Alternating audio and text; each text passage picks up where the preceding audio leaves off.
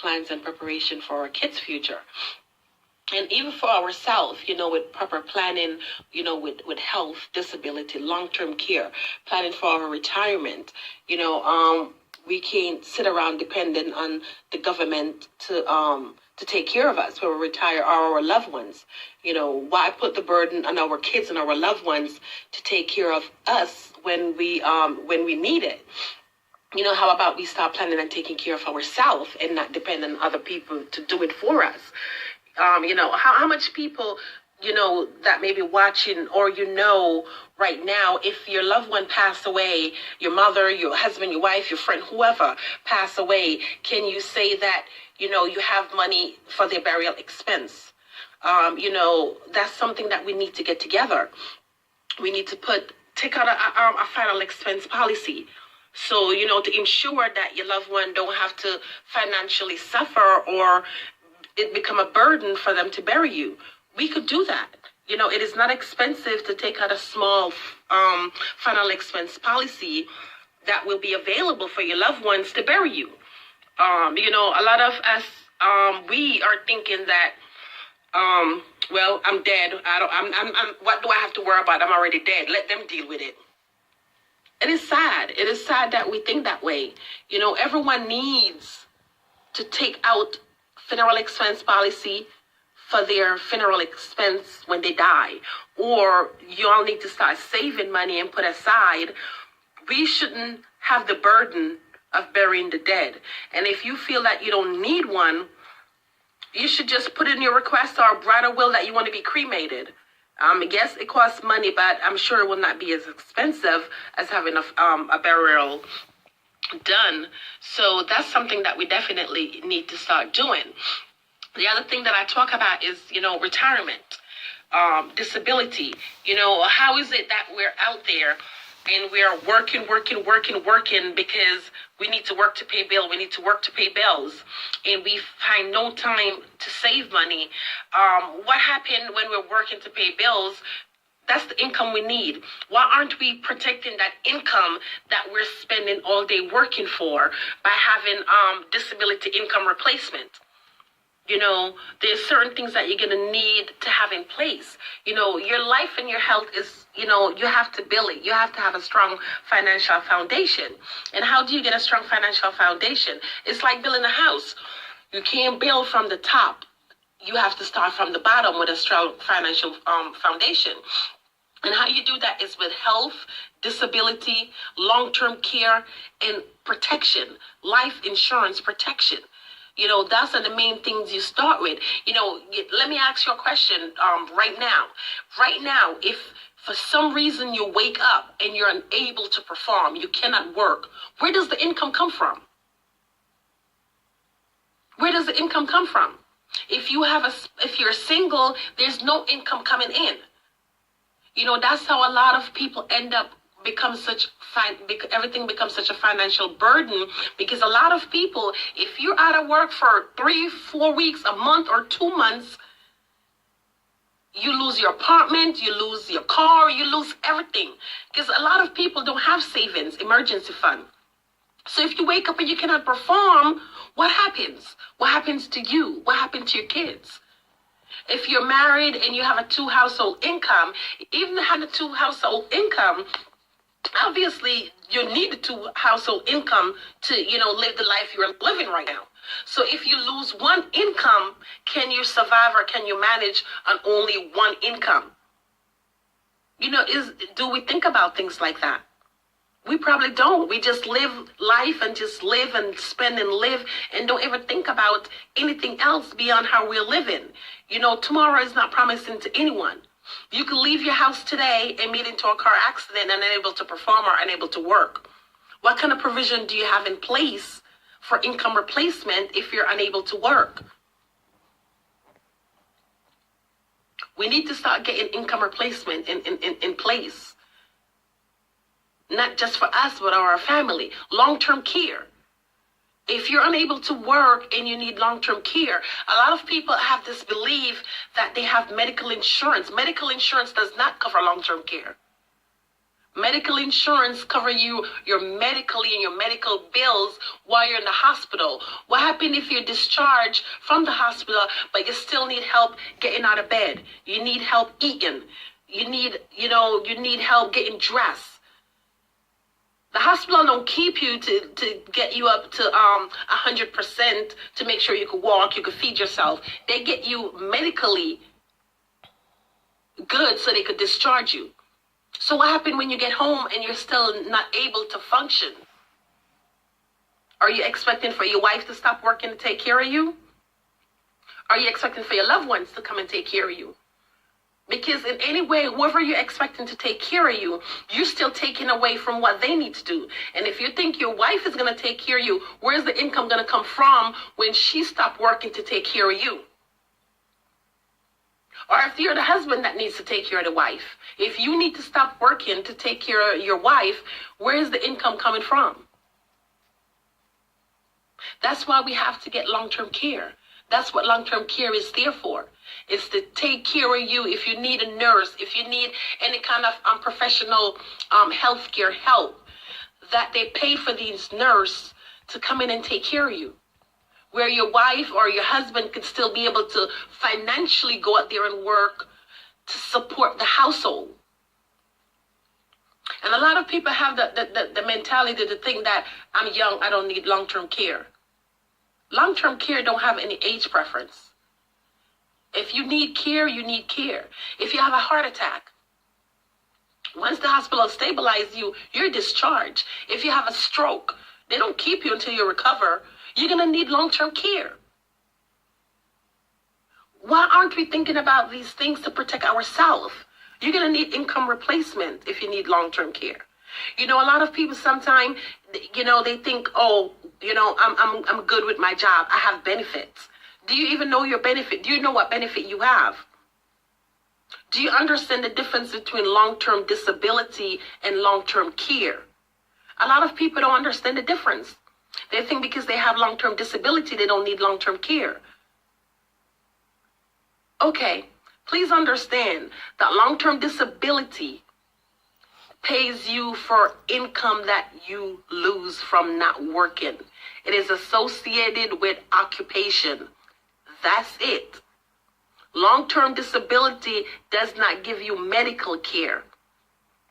And any need when you do have long-term disability, do you even know what percentage of your income that long-term disability is going to pay out?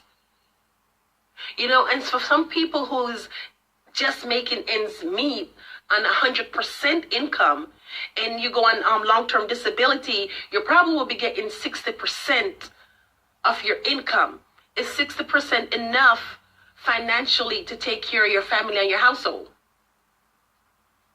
That's when we need to start thinking about secondary income. That's why we need disability income replacement outside the job. If we don't think about these things that we need to take care of ourselves and our family, we're always going to be financially in a rut. How much people because of losing their job or unable to work, lost everything? They lost their car, their house get fall into foreclosure. Financially, they're not able to take care of themselves and their family. Why wait to be a statistic to decide to say, okay, I need to change my life. I need to change my thinking. I need to start saving. I need to start planning for me and my family. Why do we feel that we have to wait around or feel because there's government benefit out there, I will just benefit from that? And for the idea that some people think, well, I pay into it, why not? That's not the way to look at life. We need to start looking at our resource. We need to know our resource. We need to start getting more financial educated in things that we need to do to properly protect ourselves and our family. We need to take out our benefit package. We need to look at our benefit package. Not because you have benefit, you think you're good. You're not good because you have benefits. Especially when you don't understand your benefit. You don't know what benefit pays out. A lot of people don't even know if you're sick right now, even if you have long-term disability. Do you know what your elimination period is? Do you know how long you have to wait and be disabled before your long-term disability will start paying you? If you have to wait 4 months before your long-term disability kick in, are you financially able to support yourself and your family waiting for long-term disability to kick in? And it doesn't retroactive back and pay you for those waiting period either. You know, we need to start looking at our policy and understand what your company offered to you. You know, a lot of people is worrying about, you know, I don't need life insurance policy. I have one at my job. You know, it boils down to people thinking and relying on their job to take care of them and their job benefit. Why they think they're good, they don't need anything because I have benefit from my job. Do you understand that when you have life insurance at your company, you don't own that policy? You get a certificate of coverage. Your job owns that policy. Yes, you get to pick the beneficiary, but your job owns that life insurance policy. Now, if you should leave that job, what do you have? What do you have to protect your family? You know, people don't realize when you're young, that is the best time to get insurance. You need to understand that life insurance is a privilege. It's not whoever want it, get it. You know, it goes through underwriting process just like anything else. You're rated on your health, your age, your income, your occupation. It's not just, you know, I want it and I'm going to get it. No, it doesn't work like that. It's a privilege to have it. You know, some people are thinking, you know, what you need to look and think and understand. You're working for a company for 10, 15 years. You start working at a company at 20 years old. You stay at that company for 15 years. Now, the coverage they offer you is a term coverage. It's not a permanent policy. All company group life insurance are term. You spend 15 years at that company. Now, within that 15 years, you can have some medical condition that render you uninsurable. Now, you have no other kind of coverage outside your job. 15 years, you find a better job, you know, you start your own business, you decide to move on, whatever the circumstances may be. You left that company. Know what? You have no coverage. Now you end up having a medical condition or some medical situation while you were at that job. Now you leave that job, you have no coverage for your family. And most likely some of the time you're uninsurable at that point. So you have no coverage. You cannot get another coverage. And if you're able to get a coverage, you're going to be rated at not even standard. You're going to be rated at high risk. And once you get high risk, you're not going to be able to afford to buy a life insurance policy anymore. You know, no one knows when your medical condition is going to change. And once your medical condition change, you're on a risk of not being able to be insured anymore.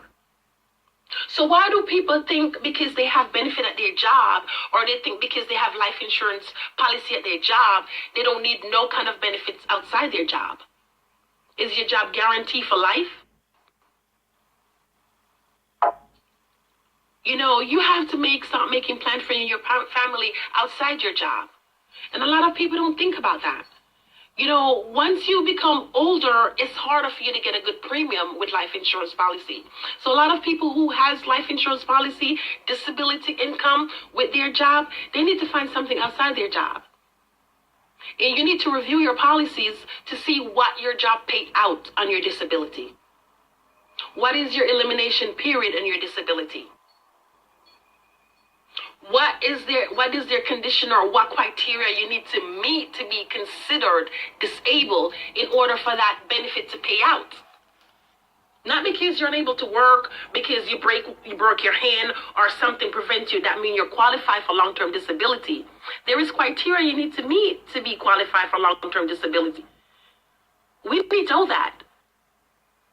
You can't be dumb to stuff you have until something happens, and then you're not able to reap the benefit you have because you didn't take the time to review the kind of policy you have.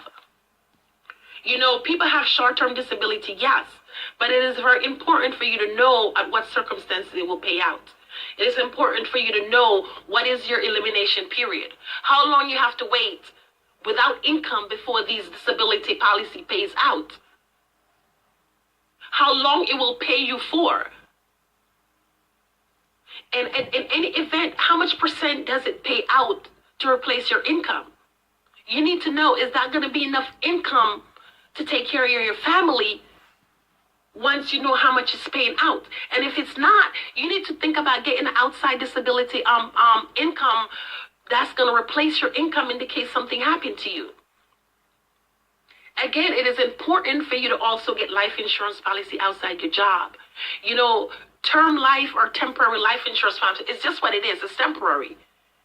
You know, I'm not saying anything is wrong with term life, but, you know, term life is for people who need something immediately to make sure their family is protected, who financially cannot afford anything else. But once you get to a financial stage where you're able to get a permanent life, you should. You know, once the term life is up, you invest all this money into the term life. What do you have once the term, you know, ends? A term life is a gamble you're taking on your own life. That's telling you if you don't die in 15 years, this policy term. Why aren't we looking at more permanent solution? You know, in the midst of getting a term life, you could get sick. Once that policy terminated, or you're sick where you didn't maintain that policy and it lapsed, and now you have a medical condition, are you going to be able to get another policy after that? Probably not. And if you're able to get one, you probably won't be able to pay the premium. We need to start getting policies for our kids when they're young. That's the best time to get policies, is when you're young, when your child is young. Not when you're old. You know, when you have a young child, you don't have to go through underwriting. You don't have to go through blood work. You don't have to do nothing on your child. You know, it's crazy that I'll meet people in, you know, they have the resource and the information they need, and they'll tell me, oh, $200 or $300 is too much to pay for $500,000 or a $250,000 life insurance policy. Where is it in this world you could pay $200 or $250 a month to be guaranteed the next day if you die, you get $500,000? Where? Even if you put $250 aside for the rest of your life, it will not equate to $500,000. So people is thinking that, oh, that's too much, that's too much, that's too much. It is not too much. You're taking a gamble in your life, and there's no place on earth you could pay $150 and get $500,000 in return in the case something should happen to you. You have a car insurance. A lot of people pay that on their car insurance. You have a home insurance. And it's crazy that people are out there driving a car paying $400, $450, $500 a month on a car note. But yet they think it's too much to pay to get a life insurance policy on their life to benefit their family and their kids in the case they should pass.